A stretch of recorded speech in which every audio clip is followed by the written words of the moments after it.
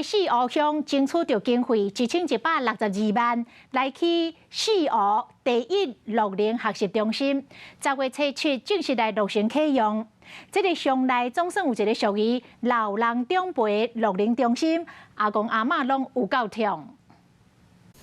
四湖乐龄中心的老大人用舞蹈为现场加添活力。本来这个乐龄中心伫公所的3楼，这对老大人来讲真无方便。公所争取到大数企业补助经费，加上自备款，总共1162万。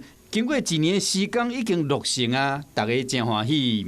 即摆毋免爬楼梯，都会当将直接，若要上课，将直接入来遮上课，也会当吸引较侪在老大人来遮学习。